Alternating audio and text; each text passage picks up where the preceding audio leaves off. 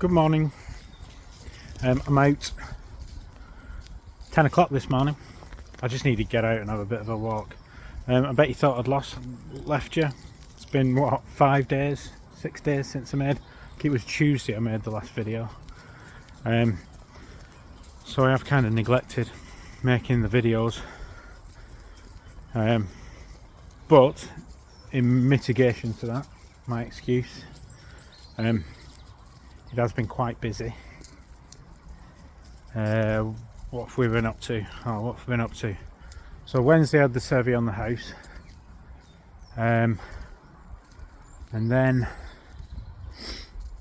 I went to my widow's group. Bought a bike for Thomas for Christmas. Cost an absolute fortune. Thursday. What was I doing Thursday? I can't remember. Something though. Friday, drove to Scotland. The traffic was unbelievably crap. So I set off from where we live, which is Nantwich in Cheshire. And the plan was to drive to Stockport to drop Charlotte and Isabel off at Emma's, and then drive across around the M60 to where Mum and Dad live, a little place called Allerton, to drop Lacey off because she was staying with Mum and Dad, and then head up to Scotland. And that journey really, so it takes about an hour to Stockport, 35 minutes it should take to get to Mum and Dad from there, and then 2.5 hours up to Scotland. Okay, so what's that? 3.5, 4 hours. Put a stop in there, 5 hours. It took, I think it was about 10 hours in the end. We left our house at 1:45 in the afternoon on Friday, and I eventually got to my mum and dad's at 5:30, and I'd not even set off for Scotland by then. So Friday was horrific, and then coming down yesterday, we didn't really hit traffic, but wow, we hit biblical weather. It was lashing it down, so that wasn't a nice drive either in the dark.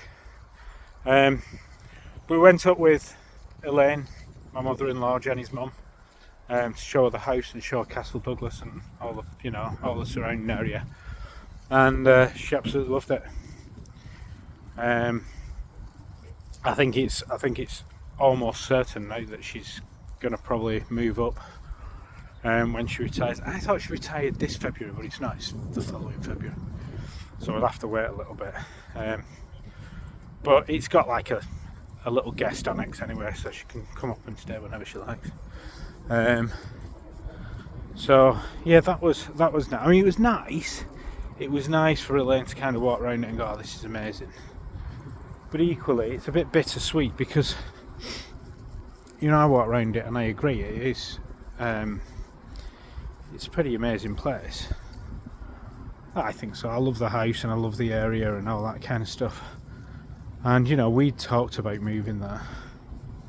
I mean, we were looking at a house at one point, but it fell through. But this particular house, because Jenny and I'm exactly the same. I love period features. I'm not a big modern house, new build house type person. Not my style.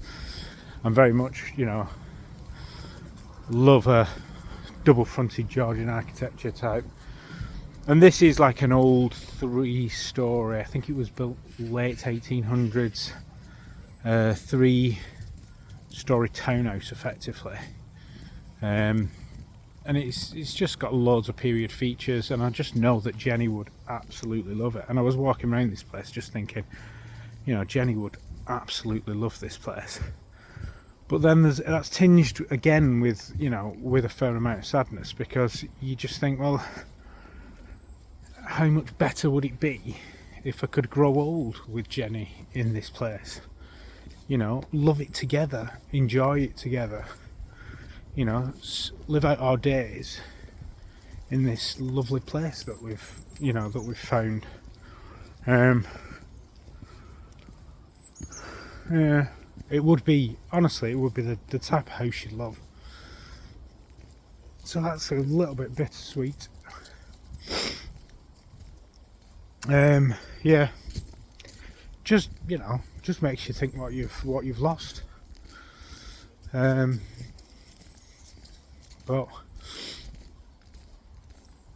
you know, but it was nice. The weather was horrible. Well, I said the weather was horrible. It was dull and overcast. It wasn't really showing the place off to its best, but it wasn't raining and it was relatively warm for the time of year. So yeah, and it all seems to be going all right at the moment. I got my documents through to sign my contract for my house. So obviously, you know, there was a section saying don't complete the completion date because we don't know when that is. So mine seems to be going through quite well. And I was talking to their estate agent, and she said, yeah, they're actively looking now. They're, you know, viewing other properties. They're really keen. They want to move. There's quite a few coming on in the new year on Boxing Day, which they're quite interested at going viewing when they come on. So, you know, things might look up, I don't know. So I'm a little bit more encouraged about that. Yeah. Don't know, I've been pretty flat this week. It's the, do you know, it's a few things. It's the weather, it's the season, we have the Christmas tree delivered today. That should be arriving today, and then Emma and her gang, Emma and Luke and the kids, they're coming over and they're gonna dress the tree with the kids, you know, decorate the tree with the kids and the house and all that kind of stuff, which is good because I do not have the mental capacity to do that at the moment. So it's good that they're coming over and we'll get a takeaway or something and just do that for the evening, which is good really, because it was one of the major things that I was dreading. You know, managed to get Charlotte's birthday out of the way, which is, I mean, that sounds bad, but it was just another hurdle. I think decorating the tree was another hurdle. It was mentioned, one of the traditions that we do at Christmas is going to York. Jenny loved going to York to the Christmas markets, and it was mentioned. It's something I've just been trying to keep quiet. I don't think I could manage it, but it was mentioned the other day, but I don't think there was any massive consensus to kind of go through it. I think her sister Emma, I think she's having a bit of a torrid time of it really. I can see, and you can just see in somebody's face. So yeah.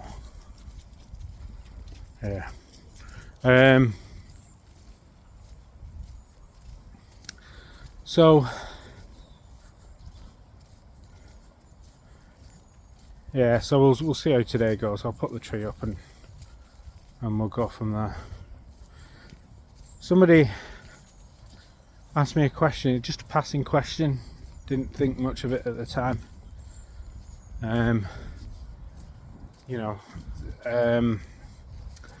What do you enjoy doing? And then the clarification, what did you enjoy doing before grief? And I think that kind of, well, firstly, that's a bit of a definition of grief, isn't it, in some ways. Grief is the removal of enjoyment. And I sat there and I thought, what do I actually enjoy doing? Not only could I not think of anything that I enjoy doing at the moment, but then I thought, well, what did I enjoy doing before Jenny died? I used to play a little bit of sports. I'd play racket sports, I'd play squash and stuff like that. But take it or leave it. And then I thought, well, the kids, you know, Thomas flies his remote control planes, and I go with him doing that. He's much better than me, but I do enjoy it. But again, take it or leave it. And then I realised that the one thing that brought me the most enjoyment in life, that I enjoyed most, was Jenny, really. And I think I've always I always got enjoyment from her happiness. Like, I was completely devoted to Jenny, there's no question about it. Like, you know, I really enjoyed it when she was happy. I'd do anything to make her happy, really. You know, that was my enjoyment in life. Was you know, was making Jenny happy. I'd bring her breakfast in bed every day, cook all the meals. I'd buy her little presents. I'd buy her flowers. She loved the environment. You know, I'd do anything really to, you know, we'd go to garden centres and buy bird feeders and anything that, you know, was the latest whim this week to look after nature. And it wasn't something that I mean, I like nature, but I mean, she was fanatical, really. Greta Thunberg was a bit of an amateur. But I just used to love going with her and just seeing the happiness on her face of, you know, a latest little venture to, you know, make a bee colony, or, you know, some kind of bee house or whatever it was. Like, there was a new thing every week, but I loved it. I loved, you know, I loved her happiness.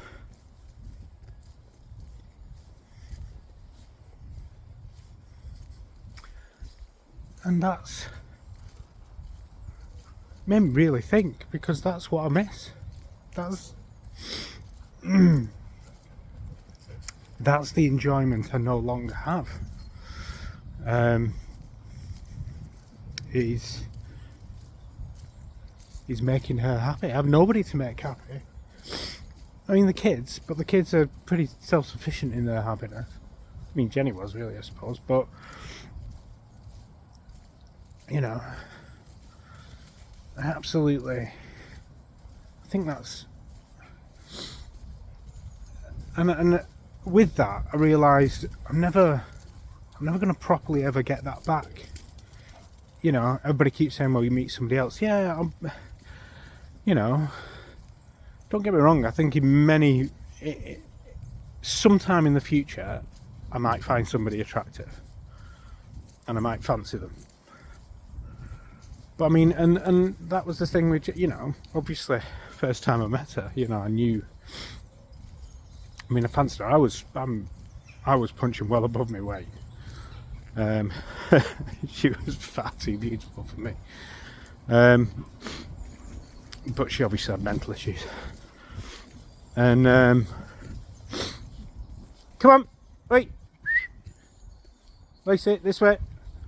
And she clearly had mental issues. Come on. So, you know, you start off in a relationship where, you know, there's an attraction, and then you fancy him, but then you learn, like, you think it's love, but you don't, you know,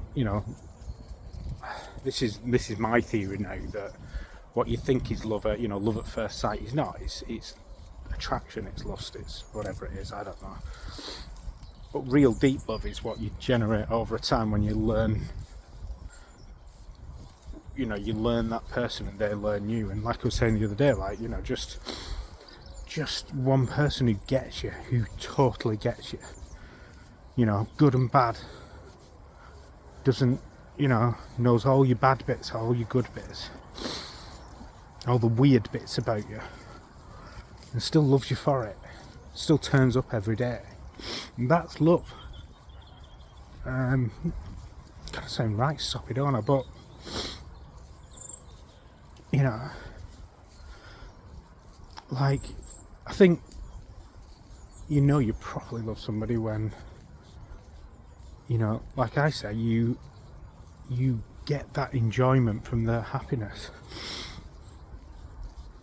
And I don't think I'll ever get that back. I'll ever have that again. That's scary. That's scary. But, you know, as they say, it's better to have loved than lost and all that crap. This way. So, yeah. It was a bit of a revelation, that question, I think. You know, what do you enjoy? And I realised that was the one thing in life that I enjoy more than anything else. I just, you know, when you live to make somebody else,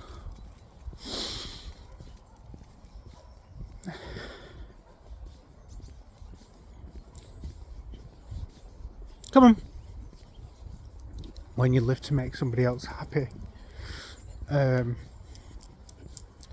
you can't do that anymore. It's sad, really. So, come on, you. Right, 1 second. I'm just going to pause this because another dog's coming in. Maggie's terrified these days. Sorry about that.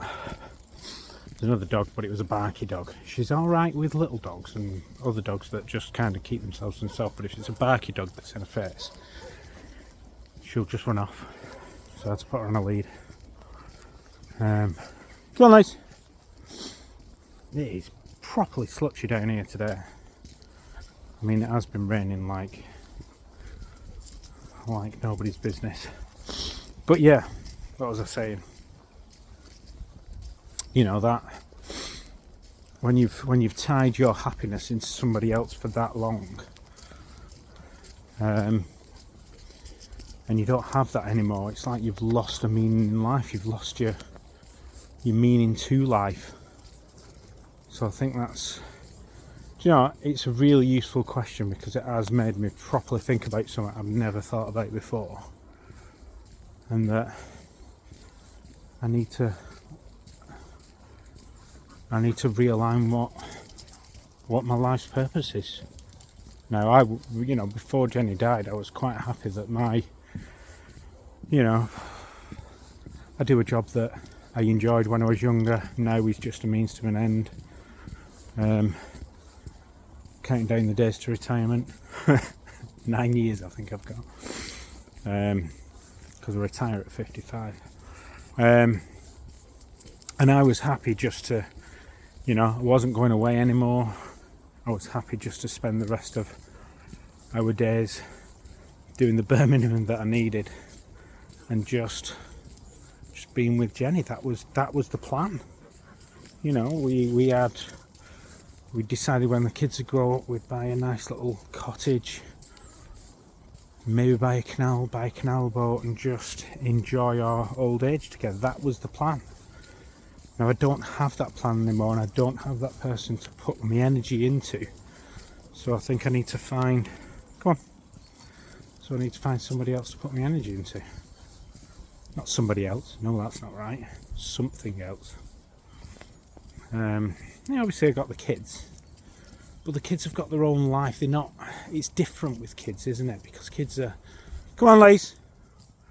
Because kids are, yeah, of course, they're the centre of your life, and of course you put everything into them, but they're their own self-contained entity. Right, come on. You know, before you know it, I mean, Isabel's 15. Before you know it, they'll be growing up. They'll have partners of their own. They'll be setting out their own life. They'll be, you know, let's face it, they'll be leaving you, and they'll be ploughing their love and affection into somebody else eventually, and making their own stories. It's not quite the same. So, you know, kids are a good temporary measure to put my efforts into, but I need to find something else, some other life's purpose. Like I said, Jenny was my life purpose. Don't know if anybody else feels that. I bet, I'm sure you do. You know, I'm sure, you know, this is the thing about being a widower. You're not single because you've failed. You've quite the opposite, really. You know, you're left in a position. What are you doing? Yeah. I don't know where I was going with that. Yeah, it's, you know, you love somebody. That is proper love, isn't it? That's what we have. And I suppose the thing about grief is Emma said this to me, and I know she's got it from somewhere else, but it really does make sense. Grief is love with nowhere to go. And it is, it's like you put your entire heart into somebody and then that person is just ripped away from you. And your heart is lost. That's what it feels like.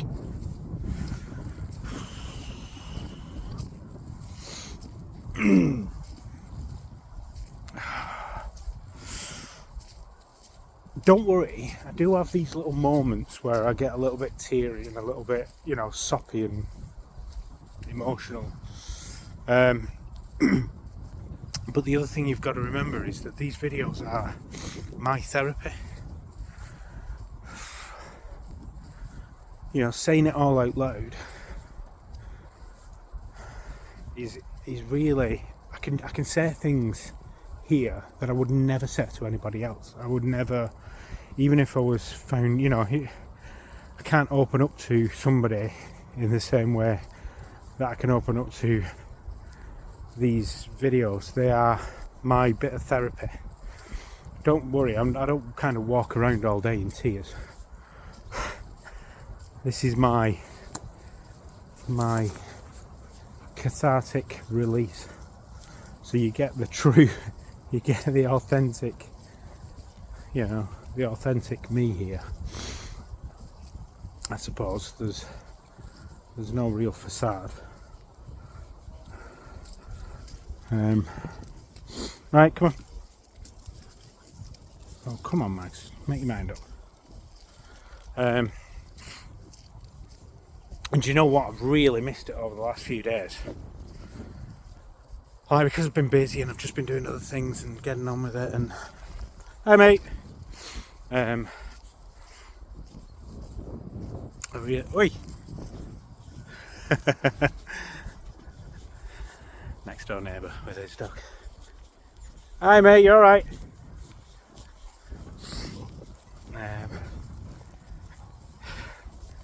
So, what was I saying? Yeah, I have really missed it over the last few days, being busy and everything, and just all the crap that's going on. Like, I woke up this morning and just thought I need to first take the dogs out for a walk because they've not been out for a while. But more than that, I just need to have my little bit of release. So that was my first thing on my mind when I got up this morning. Right, get up, go for a walk, have breakfast, go for a walk. So that's what I've done. And as always, I've had my little download, my little bit of emotion, and I already feel a little bit better for it. So thank you. You know, it does make me feel better. This is why I say, I remember I went on one of those Jesus, it's so funny.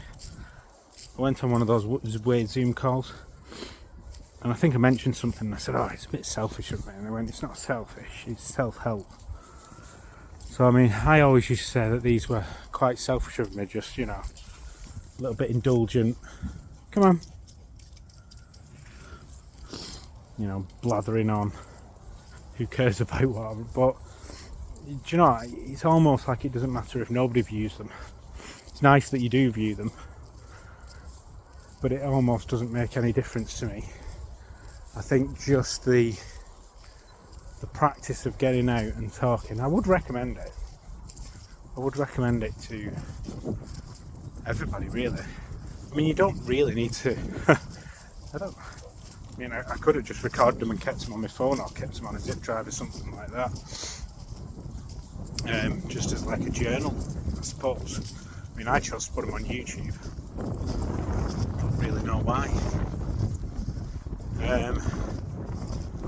Perhaps there was a little bit of me said, well, perhaps it might help somebody else. But even if you don't, even if you just record a video and, you know, keep it on your phone, give it a go. It is worth it. It does kind of work for me. The only sad thing is you have to hear yourself back, and if you're anything like me, you'll hate your own voice. That's why I record these. I never edit them. I never go back. I never re-record them. I don't even re-watch them. So they could be a load of crap. They probably are a load of crap. But I don't care really. It's more the act of doing them that is quite cathartic. I think it's one of the best bits of therapy, self-therapy, that I've managed. Full stop, really. Other than going to like Andy's Man Club, that kind of resets me on a Monday, and then I go to the bereavement group on a Wednesday, and that resets me a little bit, just because it makes me feel a little bit more normal. And then, you know, the rest of the time, just coming out every few days, making a video or something, I find really helps. Yeah. Right, I'm going to go and carry on with my walk. I'm going to have a decent walk this morning. It's not raining, I mean, it's a bit dull and it's slutchy as hell. But, do you know what? I'm just going to go for a walk. Look at this. How the hell am I going to cover that? You have to kind of circumnavigate around now. Oh, that's piss wet through as well. Oh well. Luckily I've got walking boots on, so I'll just walk through it as long as I don't fall over. Right, come on. So yeah, I'm gonna go on my walk. Dogs are gonna be absolutely filthy, don't care. And we'll just have a good walk this morning. Right. Anyway. Absolutely sad. Right. Take care, and hopefully my next video won't have such a hiatus. Take care. Bye.